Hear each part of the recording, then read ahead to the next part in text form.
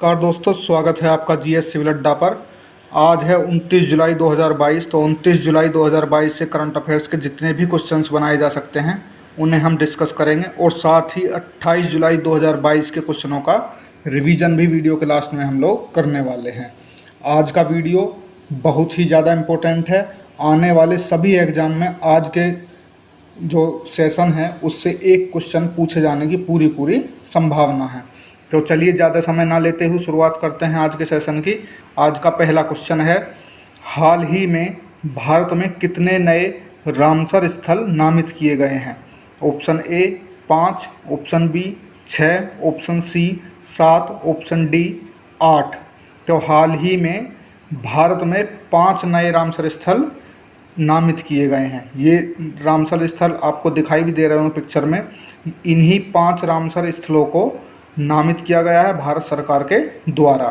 अब तक भारत में कुल 49 रामसर स्थल शामिल थे, अब 5 और बढ़ गए हैं, तो अब कुल मिलाकर 54 रामसर स्थल हो गए हैं। 54 रामसर साइट्स इस समय भारत में हो चुकी हैं। बात करें यदि रामसर स्थल की, तो रामसर स्थल क्यों नामित किए जाते हैं और किसको नामित करता है रामसर स्थल? तो रामसर स्थल जो होता है वो आर्द्र भूमि कन्वेंशन के रूप में भी जाना जाता है। ये आर्द्र भूमियों को चिन्हित करता है।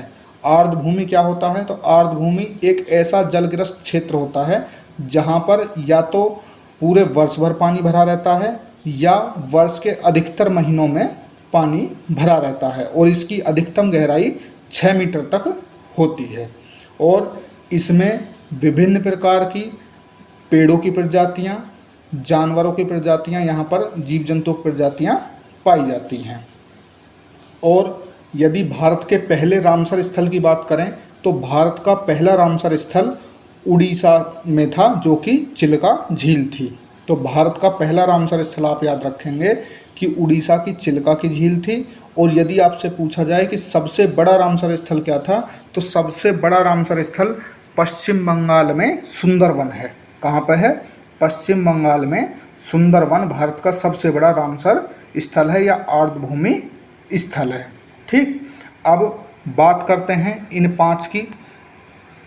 तो अब भारत में मैंने बताया आपको कि 49 + 5 54 रामसर स्थल हो गए हैं। 5 नए रामसर जो स्थल हैं वो हैं 3 तमिलनाडु में हैं, 1 मिजोरम में है और 1 मध्य प्रदेश में है।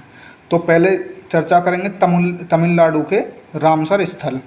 तो पहला जो रामसर स्थल है, रामसर साइट है, वो है किरीकिली पक्षी अभ्यारण्य। इसे क्यों आर्द्र भूमि घोषित किया गया है, क्यों रामसर साइट घोषित किया गया है? तो कांचीपुरम जिले में स्थित इस अभ्यारण्य में 100 से अधिक पक्षी प्रजातियां पाई जाती हैं, इसलिए इसे रामसर साइट के रूप में घोषित किया गया है। दूसरा है पल्लीकरनई मार्श रिजर्व फॉरेस्ट। यह चेन्नई में एक मीठे पानी का मार्श यानी कि एक प्रकार की आर्द्र भूमि है। यह बंगाल की खाड़ी के निकट स्थित है। तीसरा जो है तमिलनाडु में वो है पिचवरम मैंग्रोव। यह भारत के सबसे बड़े मैंग्रोव वनों में से एक है और लगभग 180 प्रजातियों का घर है। ठीक, मिजोरम का एक शामिल किया गया है। तो मिजोरम की बात करते हैं, पाला आर्द्र भूमि या पाला टीपो या पालक झील सिहाया जिले के फुरगांव में स्थित एक प्राकृतिक झील है। ठीक, फिर है एक मध्य प्रदेश का। तो ये मध्य प्रदेश का जो है ये शिवपुरी में है, सांख्य सागर झील। क्या है? सांख्य सागर झील एक प्रमुख पर्यटक आकर्षण का केंद्र है जो माधव राष्ट्रीय उद्यान के जंगलों की सीमा में है। ठीक, तो इतनी जानकारी आपको इस क्वेश्चन से होनी चाहिए, और आने वाले जितने भी एग्जाम हैं निश्चित रूप से इससे एक क्वेश्चन आपको देखने के लिए मिलेगा। मेन पॉइंट ये है कि आपको कुल आर्द्र भूमि याद रखनी है। तो अब भारत में कुल कितनी आर्द्र भूमि है, कितनी रामसर साइट है? तो अब 54 रामसर साइट है। कितनी? 54 याद रखनी है। पहले कितनी थी? 49 थी, अब 5 और बढ़ गई हैं। 3 तमिलनाडु में बढ़ी हैं, 1 मिजोरम में और 1 मध्य प्रदेश में। मैंने बताया कि भारत का पहला रामसर स्थल कहाँ पर है, तो उड़ीसा की चिल्का झील है। सबसे बड़ा सुंदरवन है जो कि पश्चिम बंगाल में है। और यदि रामसर संधि की बात करें तो ये जो कन्वेंशन है रामसर कन्वेंशन, इसको 1971 में ईरानी शहर रामसर में अपनाया गया था। कहाँ अपनाया गया था? ईरानी शहर रामसर में अपनाया गया था। और यदि इसके लागू होने की बात करें तो लागू इसे 1975 से किया गया था। ये एक अंतर सरकारी संधि है। कैसी संधि है ये? अंतर सरकारी संधि है जो आर्द्रभूमि और उनके संसाधनों के संरक्षण और सही से उपयोग हेतु रूपरेखा प्रदान करती है। यदि भारत की बात करें कि भारत ने रामसर कन्वेंशन पर कब हस्ताक्षर किए, तो 1 फरवरी 1982 को भारत ने हस्ताक्षर किए थे। देखते हैं अगला क्वेश्चन। अगला क्वेश्चन है सीआरपीएफ का 83वां स्थापना दिवस कब मनाया गया है? ऑप्शन ए 24 जुलाई, ऑप्शन बी 25 जुलाई, ऑप्शन सी 26 जुलाई, ऑप्शन डी 27 जुलाई। तो सीआरपीएफ का 83वां स्थापना दिवस कब मनाया गया है? 27 जुलाई को मनाया गया है। सीआरपीएफ की बात करें तो इसकी फुल फॉर्म है सेंट्रल रिजर्व पुलिस फोर्स। इसकी जो स्थापना हुई थी वो 27 जुलाई 1939 को हुई थी, लेकिन उस समय पर इसका नाम सीआरपीएफ नहीं था। उस समय पर इसका नाम क्राउन रिप्रेजेंटेटिव पुलिस था। क्या था? क्राउन रिप्रेजेंटेटिव पुलिस था। लेकिन आज़ादी के बाद 28 दिसंबर 1949 से इसके एक्ट में बदलाव किया गया और इसका नाम क्या कर दिया गया? सीआरपीएफ, यानी कि सेंट्रल रिजर्व पुलिस फोर्स। ये भारत का सबसे बड़ा पुलिस फोर्स है। यदि वर्तमान में इसके हेडक्वार्टर की बात करें तो दिल्ली में है। वर्तमान में इसके डीजी कुलदीप सिंह हैं। अब ये अन्य डेट दी हुई हैं 24 जुलाई, 25 जुलाई और 26 जुलाई को। इनको देख लेते हैं क्या क्या मनाया गया था। तो अभी हाल ही में 24 जुलाई को क्या मनाया गया था? तो आयकर दिवस मनाया गया था। 24 जुलाई को आयकर दिवस मनाया गया था। 25 जुलाई को विश्व ड्राउनिंग प्रिवेंशन दिवस मनाया गया था। और 26 जुलाई को वेरी इंपॉर्टेंट कारगिल विजय दिवस और विश्व मैंग्रोव दिवस मनाया गया था। ठीक, नेक्स्ट क्वेश्चन देखते हैं, वेरी इंपॉर्टेंट। हाल ही में डॉक्टर अबुल पकीर जैनुल अब्दीन अब्दुल कलाम की पुण्यतिथि कब मनाई गई है?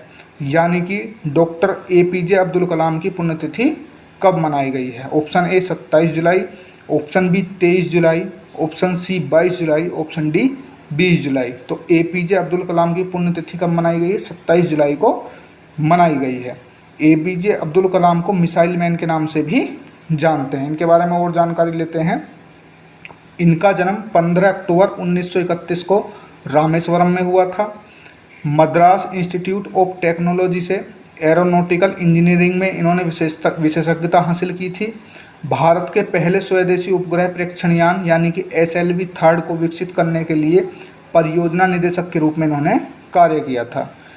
DRDO में स्वदेश निर्देशित मिसाइलों को विकसित करने की जिम्मेदारी इन्हीं को सौंपी गई थी और इन्होंने अग्नि और पृथ्वी मिसाइलों का विकास किया था, इसीलिए इन्हें मिसाइल मैन भी कहा जाता है। अन्य उपलब्धियों की बात करें तो ये 2002 से 2007 तक भारत के राष्ट्रपति भी रहे। इन्हें कौन कौन से पुरस्कार मिले? तो पद्म भूषण 1981 में मिला इन्हें। पद्म विभूषण की बात करें तो 1990 में इन्हें पद्म विभूषण मिला। और भारत रत्न की बात करें तो 1997 को इन्हें भारत रत्न भी दिया गया। प्रमुख रचनाओं की बात करें तो वेरी इंपॉर्टेंट रचनाएं मैंने 4 ली हैं, ये कई एग्जामों में पूछी गई हैं। Wings of fire, India 2020 a vision for the new millennium, ignited minds, unleashing the power with in India और माई जर्नी। ये 4 रचनाएं बहुत ही महत्वपूर्ण हैं। इनके निधन की बात करें तो 27 जुलाई 2015 को शिलांग में एक भाषण के दौरान भाषण देते समय इनकी मृत्यु हो गई थी। नेक्स्ट देखते हैं, विश्व हेपेटाइटिस दिवस कब मनाया गया है? ऑप्शन ए 28 जुलाई, ऑप्शन बी 18 जुलाई, ऑप्शन सी 17 जुलाई, ऑप्शन डी 15 जुलाई। तो विश्व हेपेटाइटिस दिवस हाल ही में 28 जुलाई को मनाया गया है और इस बार 28 जुलाई के जो विश्व हेपेटाइटिस दिवस मनाया गया है इसकी थीम है bringing hepatitis care closer to you. क्या है? Bringing hepatitis care closer to you. अब अन्य डेट्स इसमें लिखी हुई हैं, उनकी बात कर लेते हैं। तो 18 जुलाई को आपको पता है नेल्सन मंडेला दिवस और तमिलनाडु दिवस मनाया गया था। क्या मनाया गया था? नेल्सन मंडेला दिवस और तमिलनाडु दिवस 18 जुलाई को मनाया गया था। 17 जुलाई की बात करें तो अंतर्राष्ट्रीय न्याय दिवस मनाया गया था। 15 जुलाई की बात करें तो विश्व युवा कौशल दिवस 15 जुलाई को मनाया गया था। अब हेपेटाइटिस की बात हो रही है तो हेपेटाइटिस एक लीवर से जुड़ी हुई बीमारी है। इस बीमारी में लीवर पर सूजन आ जाती है और इस हेपेटाइटिस वायरस के कई प्रकार होते हैं, जैसे A B C D E, और सभी के सभी ये खतरनाक हैं। यदि बात करें कि ये 28 जुलाई को ही क्यों मनाया जाता है, तो 28 जुलाई को डॉक्टर बलूच ब्लूमबर्ग, इन्हें नोबेल पुरस्कार से भी सम्मानित किया गया था।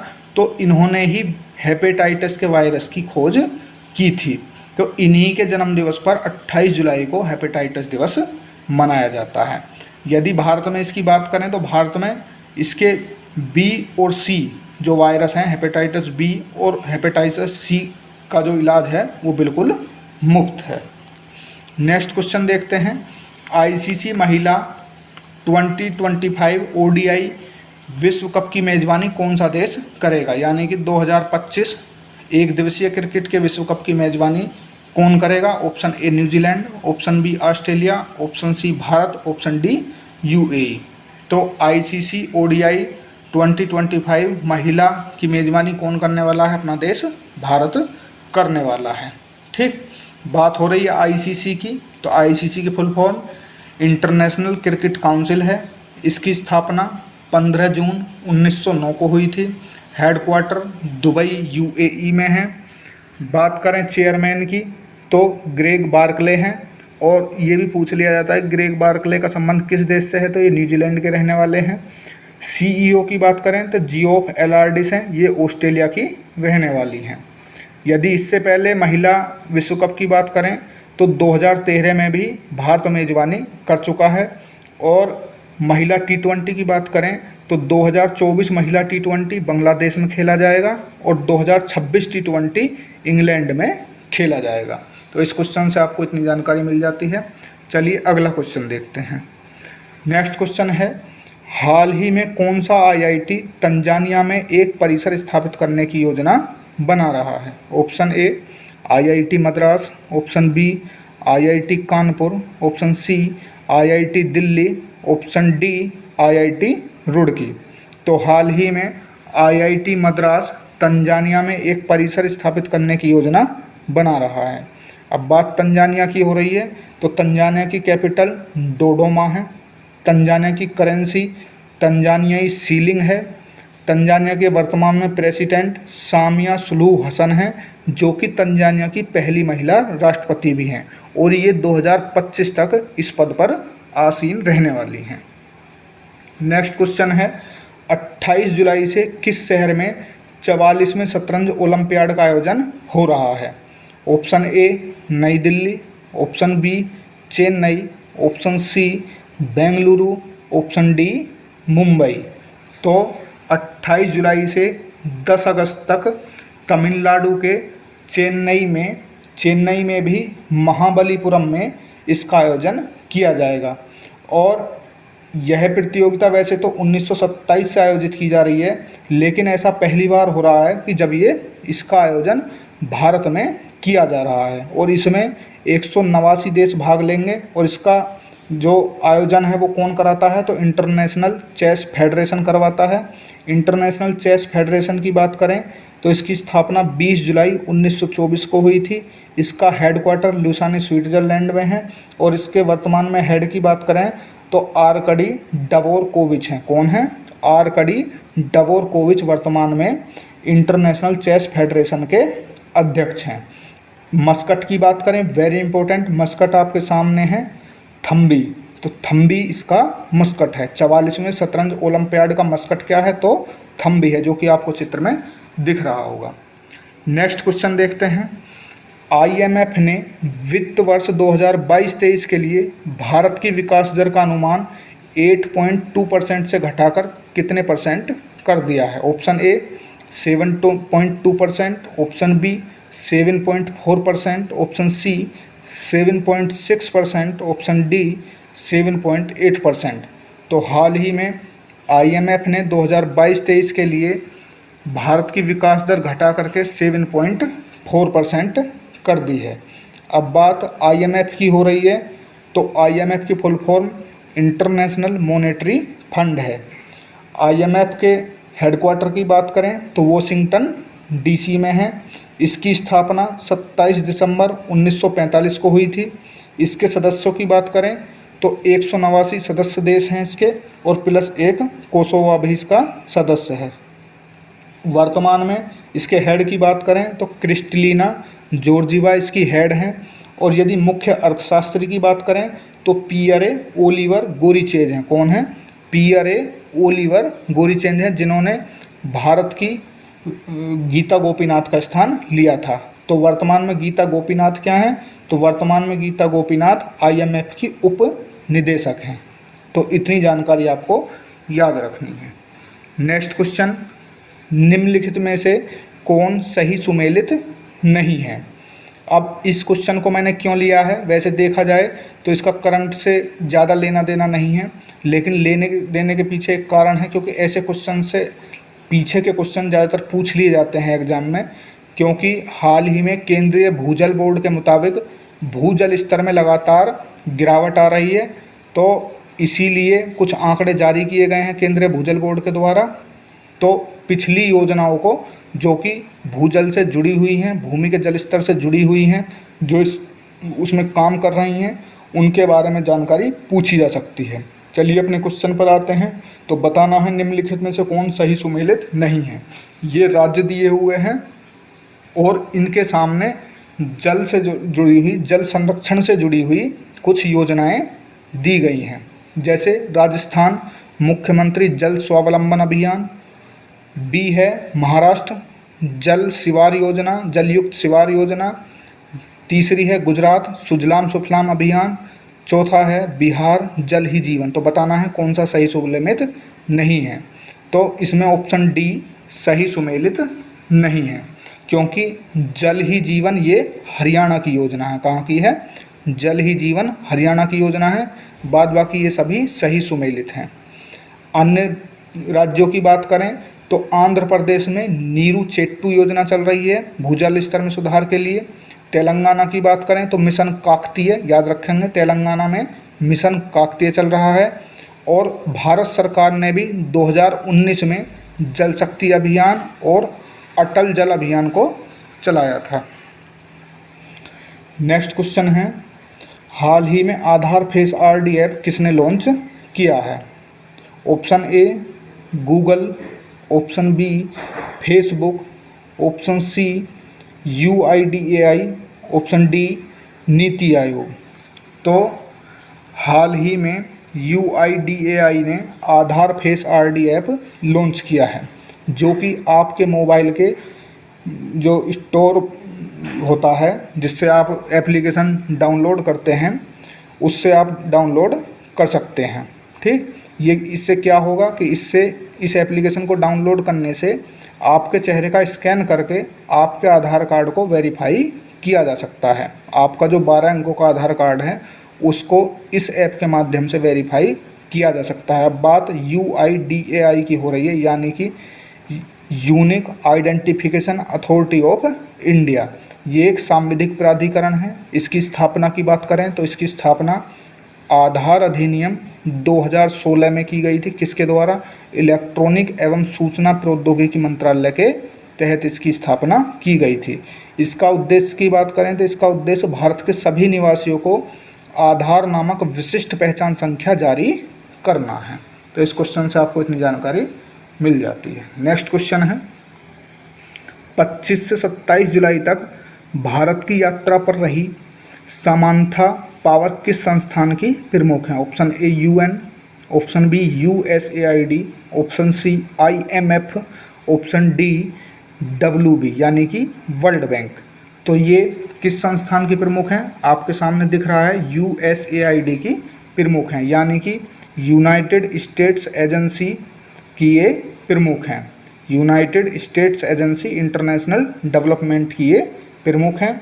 ये अंतर्राष्ट्रीय विकास के लिए US की एक अग्रणी सहायता एजेंसी है। USAID अंतर्राष्ट्रीय विकास के लिए US की अग्रणी सहायता एजेंसी है।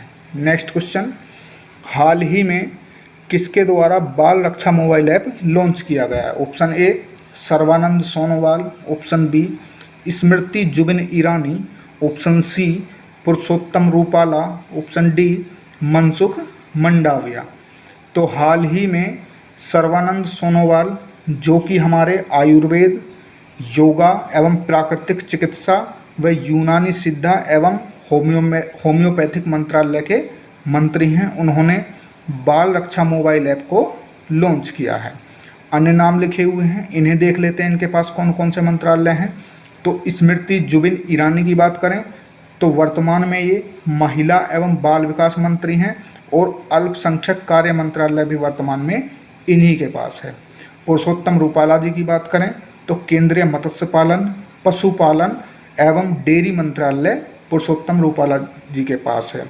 नेक्स्ट मनसुख मंडाविया की बात करें तो ये वर्तमान में हमारे स्वास्थ्य मंत्री हैं।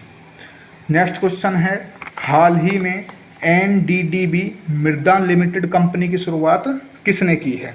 ऑप्शन ए केंद्रीय मत्स्य पालन, पशुपालन और डेयरी मंत्री ने, ऑप्शन बी कृषि एवं किसान कल्याण मंत्री ने, ऑप्शन सी वित्त मंत्री ने, ऑप्शन डी गृह मंत्री ने। तो ये जो लिमिटेड कंपनी की शुरुआत की है ये केंद्रीय मत्स्य पालन, पशुपालन और डेयरी मंत्री पुरुषोत्तम रूपाला जी ने की है। अन्य विभागों की बात करें तो कृषि एवं किसान कल्याण मंत्री वर्तमान में हमारे कौन है? तो नरेंद्र सिंह तोमर वर्तमान में हमारे कृषि एवं किसान कल्याण मंत्री हैं। वित्त मंत्री की बात करें तो निर्मला सीतारमण इस समय पर हमारे देश की वित्त मंत्री हैं, और ये भारत की पहली पूर्णकालिक महिला वित्त मंत्री भी हैं। गृह मंत्री की बात करें तो वर्तमान में हमारे गृह मंत्री अमित शाह हैं, और सहकारिता मंत्रालय भी वर्तमान में अमित शाह जी के पास ही है।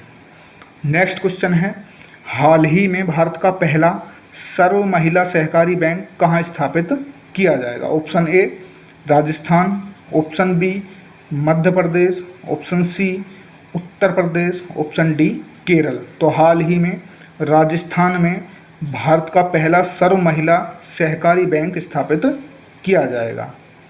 नेक्स्ट क्वेश्चन, हाल ही में BCCI का नया टाइटल स्पॉन्सर कौन बना है? Option A Paytm, option B Mastercard, option C Meta, option D Google. तो हाल ही में मास्टर कार्ड टाइटल स्पॉन्सर बना है BCCI का। अब बात BCCI की हो रही है तो BCCI के बारे में जानकारी ले लें। BCCI की स्थापना 1928 में हुई थी। BCCI का हेडक्वार्टर मुंबई में है। BCCI के वर्तमान में अध्यक्ष कौन है? सौरभ गांगुली हैं। BCCI के सचिव जय शाह हैं, और वर्तमान में हमारी पुरुष क्रिकेट टीम के कोच कौन हैं? तो राहुल द्रविड़ हैं। महिला क्रिकेट टीम की कोच कौन है? तो महिला क्रिकेट टीम के कोच रमेश पवार हैं। नेक्स्ट क्वेश्चन देखते हैं, 25 से 30 जुलाई तक किस मंत्रालय द्वारा उज्ज्वल भारत उज्ज्वल भविष्य power@2047 का आयोजन किया जा रहा है?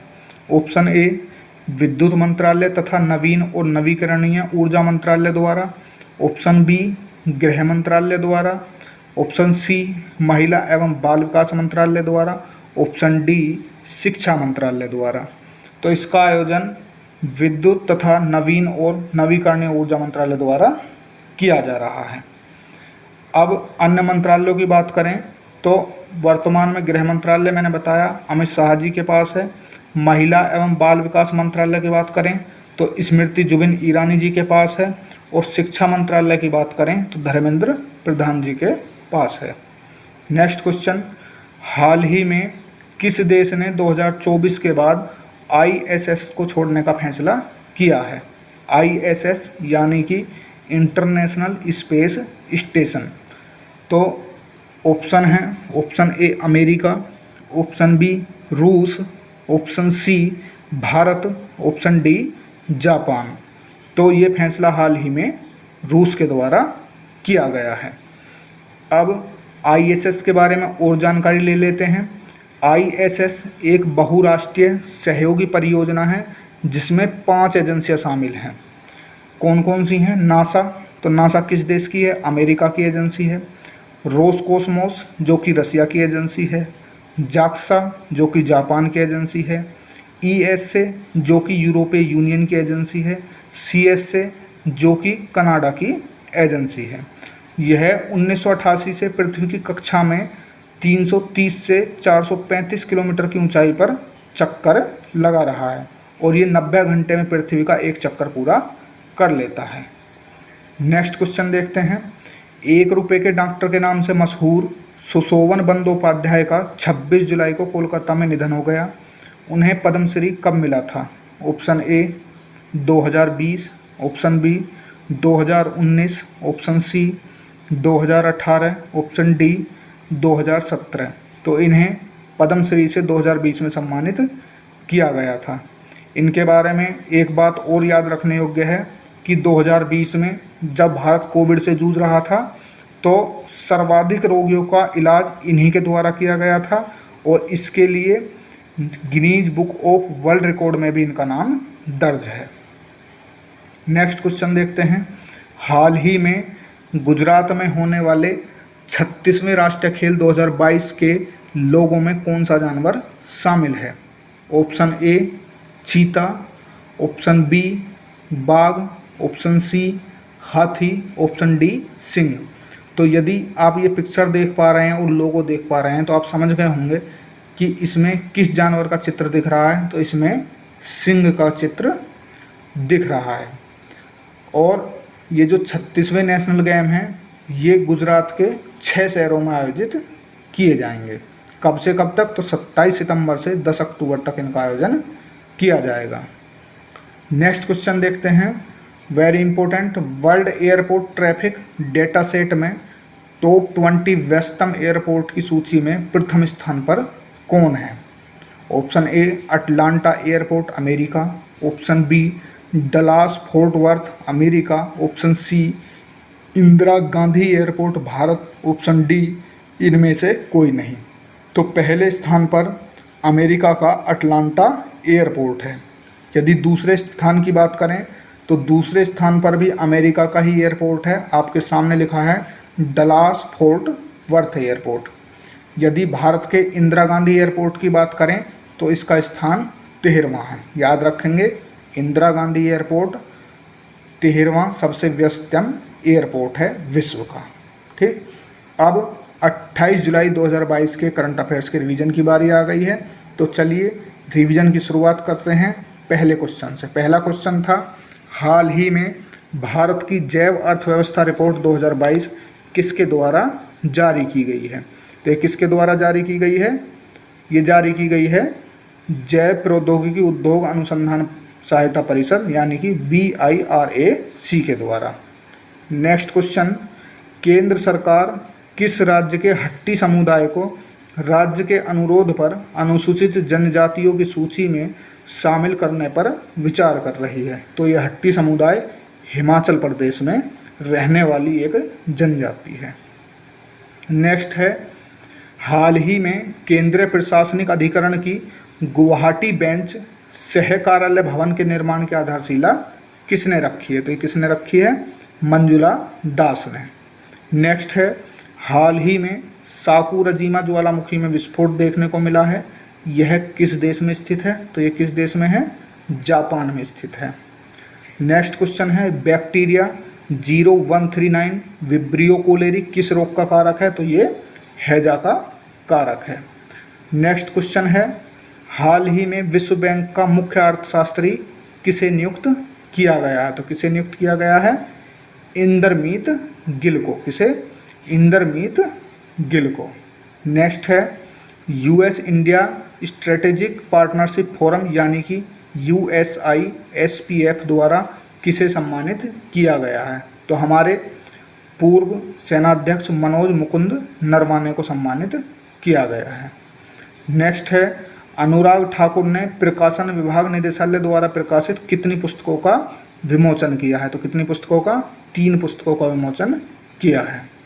नेक्स्ट देखते हैं, हाल ही में किस राज्य के मुख्यमंत्री ने पुलिस के लिए स्मार्ट ई-बीट प्रणाली शुरू की है? तो ये किसने की है? हरियाणा के मुख्यमंत्री मनोहर लाल खट्टर के द्वारा इसकी शुरुआत की गई है। नेक्स्ट है, हाल ही में किसने भारतीय टीम का उत्साह बढ़ाने के लिए क्रिएट फॉर इंडिया अभियान की शुरुआत की है? तो ये किसके द्वारा की गई है? SAI यानी कि स्पोर्ट अथॉरिटी ऑफ इंडिया के द्वारा इसकी शुरुआत की गई है। नेक्स्ट, हाल ही में किसने संयुक्त थिएटर कमांड की घोषणा की है? तो ये हमारे वर्तमान में जो रक्षा मंत्री हैं उन्होंने घोषणा की है, राजनाथ सिंह ने संयुक्त थिएटर कमांड की। नेक्स्ट क्वेश्चन, हाल ही में किस राज्य ने जिला जलवायु परिवर्तन मिशन की स्थापना की है? तो ये किसके द्वारा की गई है? तमिलनाडु के द्वारा। नेक्स्ट है, एडीबी द्वारा किस राज्य को 96.3 अमेरिकन मिलियन डॉलर के ऋण को मंजूरी दी है? तो ये किस राज्य को मिली है? हिमाचल प्रदेश को। नेक्स्ट है, टूर डी फ्रांस 2022 का खिताब किसने जीता है? तो ये किसने जीता है? जोनास विंगार्ड ने। नेक्स्ट क्वेश्चन है, हाल ही में अमर शहीद चंद्रशेखर आज़ाद जी की भव्य प्रतिमा कहाँ स्थापित की जाएगी? ये भोपाल में स्थापित की जाएगी। अब यदि सबसे ऊंची प्रतिमा की बात करें तो ये अल्फ्रेड पार्क, जो कि वर्तमान में प्रयागराज में स्थित है, पहले भी प्रयागराज में ही था लेकिन इसका नाम बदल दिया गया है, तो इसका नाम वर्तमान में चंद्रशेखर आज़ाद के नाम पर ही रख दिया गया है। तो वहाँ पर 151 फीट की भारत की सबसे ऊंची चंद्रशेखर आज़ाद जी की प्रतिमा का अनावरण जल्द ही किया जाएगा। तो ये दोनों ही क्वेश्चन इंपॉर्टेंट हैं। यदि पूछा जाए फिलहाल के लिए अमर शहीद चंद्रशेखर आज़ाद जी की भव्य प्रतिमा कहाँ स्थापित की गई? तो भोपाल में। लेकिन यदि सबसे ऊंची की बात होगी तो वो प्रयागराज में होगी, जो कि बहुत ही जल्द बनने वाली है। तो इस तथ्य को आप याद रखेंगे। आज का सेशन बहुत ही इम्पोर्टेंट है। निश्चित रूप से आने वाले किसी भी एग्ज़ाम के लिए आज के सेशन से 1 या 2 क्वेश्चन आने की पूरी उम्मीद है। तो रिवीजन करते रहिए, मोटिवेशन बनाए रखिए, चैनल पर भी सपोर्ट बनाए रखिए। यदि वीडियो आपको अच्छा लगा है उसके लिए धन्यवाद। तो चैनल को सब्सक्राइब करिए, लाइक करिए, शेयर करिए। धन्यवाद। आपका दिन शुभ हो।